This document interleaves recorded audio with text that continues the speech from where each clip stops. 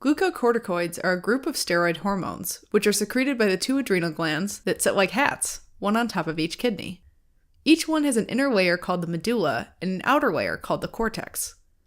The adrenal cortex secretes different corticosteroid hormones, like glucocorticoids, under the control of adrenocorticotropic hormone, or ACTH. Normally, the hypothalamus, located at the base of the brain, secretes corticotropin-releasing hormone, known as CRH, which stimulates the pituitary gland to secrete adrenocorticotropic hormone, known as ACTH. ACTH then travels to the pair of adrenal glands and binds to the ACTH receptors on adrenocortical cells. This causes the adrenocortical cells to release the glucocorticoids from the zona fasciculata, which have powerful anti-inflammatory and metabolic effects. These glucocorticoids have a negative feedback effect on the hypothalamo-pituitary-adrenal axis, meaning excess corticosteroids suppress the release of both CRH and ACTH into the circulation. Now, once made, glucocorticoids enter the circulation and travel via the blood to reach the target cells. Steroids are lipophilic molecules, so they cross the cell membrane, enter inside the cell, and bind with a cytoplasmic receptor protein called a glucocorticoid receptor.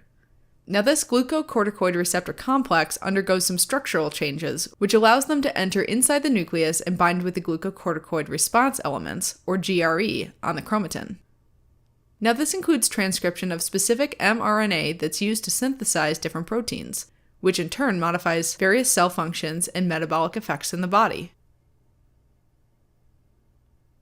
The most important glucocorticoid in humans is cortisol, and it's generally released during times of stress, like during an illness or starvation.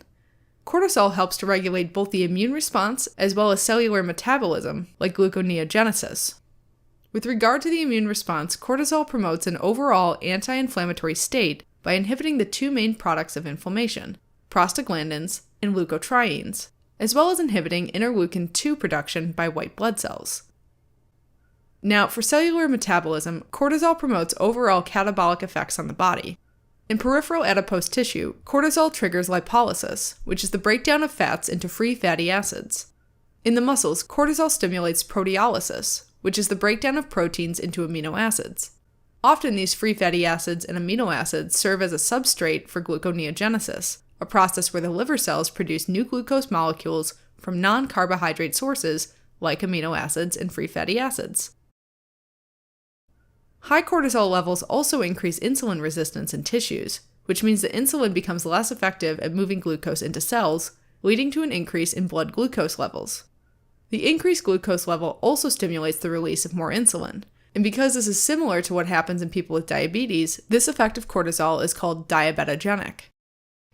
The end result is that we have a lot more glucose in the blood, which can be used as fuel during times of stress. Finally, cortisol also plays a role in maintaining blood pressure levels, since it upregulates alpha-1 adrenergic receptors in blood vessels, which causes vasoconstriction. Now, there are only a few pathological conditions where the corticosteroid level in the body is lower than normal. For example, primary adrenal insufficiency, also known as Addison's disease. The reason it's called primary is that the underlying problem is due to damage to the adrenal glands themselves. When the cortisol levels fall, it causes a decrease in immunity, which in turn leads to frequent infection and further increases the stress. Low cortisol levels also lead to inadequate glucose levels during times of stress. This is known as Addisonian crisis or acute primary adrenal insufficiency. Left untreated, Addisonian crisis can be fatal. Another pathological condition with low corticosteroid levels is congenital adrenal hyperplasia. This is caused by genetic defects that prevent the synthesis of specific enzymes that make cortisol. Now, synthetic glucocorticoids can be given to treat Addison's disease, but they are more commonly used as anti-inflammatory agents to treat diseases like rheumatoid arthritis, and immunosuppressants to treat chronic asthma and autoimmune diseases, like systemic lupus erythematosus. Based on the duration of action, synthetic glucocorticoids can be classified into three groups. The first group includes glucocorticoids with short duration of action. Hydrocortisone falls under this group. It's chemically identical to cortisol and can be taken orally, intravenously, or intramuscularly. It then enters into the circulation, goes to the target cells, and very rapidly takes effect, but only for a short duration of time. That's why hydrocortisone is the drug of choice in acute adrenal insufficiency. It's also used in topical forms to treat various inflammatory skin conditions and allergic rashes.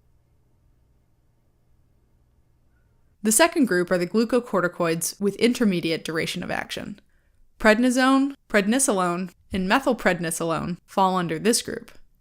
These medications are given per oral or by injection into a vein or muscle. In comparison to hydrocortisone, medications of this group are almost 4 to 5 times more potent, meaning a lesser dose is needed to produce the desired response. These medications are used as an anti-inflammatory and immunosuppressive agent to reduce the severity and extent of inflammation in certain inflammatory diseases like asthma, or to treat autoimmune conditions like rheumatoid arthritis. For example, intravenous prednisone is the drug of choice for an acute attack of asthma. Finally, the third group includes synthetic glucocorticoids with long duration of action, like dexamethasone. They are taken per oral, injected into a vein or muscle, or used in an inhaler to treat chronic asthma. Dexamethasone is a very potent medication and often causes marked suppression of the pituitary-adrenal axis, even if given in a low dose, meaning dexamethasone provides a negative feedback to the pituitary gland, which leads to suppression of ACTH secretion. This, in turn, lowers the natural production of cortisol. Due to this, it's used in the overnight dexamethasone suppression test, where it's used to diagnose the presence of Cushing's syndrome. Cushing's syndrome is an endocrine disorder caused by too much cortisol production. It could be caused by Cushing disease, where a pituitary adenoma overproduces ACTH. Symptoms include obesity, where the extra adipose tissue tends to build up between the shoulders, leading to a buffalo hump, in the trunk, causing truncal obesity, and in the face, causing moon facies. Hyperglycemia and diabetes often result from the increased gluconeogenesis and insulin resistance. Muscle weakness and skin stretch marks can occur due to protein breakdown. Hypertension, osteoporosis, and increased risk of bacterial and fungal infections are also common problems caused by excessive cortisol. Now, when a person is suspected to have Cushing's syndrome, they are given a low dose of dexamethasone, which suppresses ACTH production in the pituitary gland. Normally, that should cause a decrease in serum cortisol levels. But if Cushing's syndrome is caused by endogenous cortisol production, then the cortisol level should remain unchanged. High cortisol levels determine the test as positive, and it proves the presence of Cushing's syndrome. Side effects of all the synthetic glucocorticoids are pretty similar to Cushing's syndrome, since they act just like the cortisol produced by the adrenal glands. When we get these symptoms from an outside source, it's called iatrogenic Cushing's syndrome. This is actually more common than regular Cushing's syndrome, since glucocorticoids are frequently used to treat fairly common disorders like rheumatoid arthritis and asthma. Now, we've made a mnemonic to help you retain some of the hard-to-remember facts related to the synthetic glucocorticoids. To start, let's think of a crazy 3-story apartment, where each level only has one room, and the room size decreases as we go towards the top. So the long-duration glucocorticoids get the room at the bottom, the intermediate in the middle, and the short duration at the top. Okay, since most of our glucocorticoids contain "son" in their names, we'll have sons representing these medications. So on the top floor, we'll have hydrocortisone, which will be represented by a boy in a pool playing water polo. For indications, let's have him play water polo against Thomas Edison, who's holding a light bulb. Now, mixing electricity and water is dangerous, which helps you remember that hydrocortisone is used to treat the life-threatening Addisonian crisis. He also has a bunch of rashes all over to represent this medication's topical uses. Okay, on the next floor down, we have the intermediate duration glucocorticoids. So here we have 3 medications with the pred in them. So let's dress up 3 boys in predatory shark costumes to represent prednisone, prednisolone, and methylprednisolone. Now their room is on fire, so one of them is putting it out with a fire extinguisher to represent their anti-inflammatory properties. Another one is eating one of the misbehaving white blood cells that set the fire to help you remember that they can be used for autoimmune diseases. Finally, prednisolone is holding the asthma inhaler to help you remember it's the glucocorticoid of choice for chronic asthma. Okay, let's go to the last room, which represents the long-duration glucocorticoids. So here we have a boy named Dexter who's doing math for dexamethasone. He's calculating the force needed to crush different materials for his experimental trash compactor, which represents its use to diagnose Cushing syndrome. The misbehaving white blood cells also spread to his floor and are setting fire to the room, so dexamethasone can also be used to treat the same conditions as the intermediate duration glucocorticoids.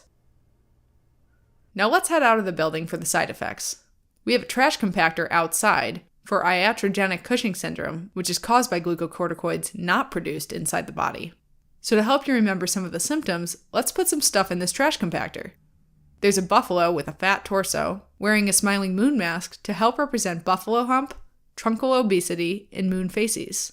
We can put a blood pressure cuff wrapped around a bone with holes in it for hypertension and osteoporosis. Finally, there's an obese man eating a candy bar to represent hyperglycemia and diabetes. There's bacteria climbing around him to represent an increased risk for infections. Alright, as a quick recap. Glucocorticoids can be used in hormone replacement therapy in adrenal disorders like primary adrenal insufficiency or congenital adrenal hypoplasia. However, they are more commonly used as anti-inflammatory agents and immunosuppressants.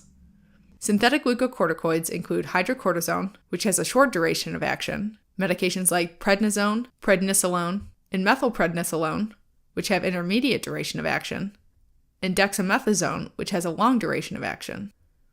These synthetic glucocorticoids have very potent anti-inflammatory activity. But wait, there's more. Here's a mind map with all the mnemonics. Go ahead and pause the video so you can test yourself and see what you remember. Stay tuned for the answers after the credits.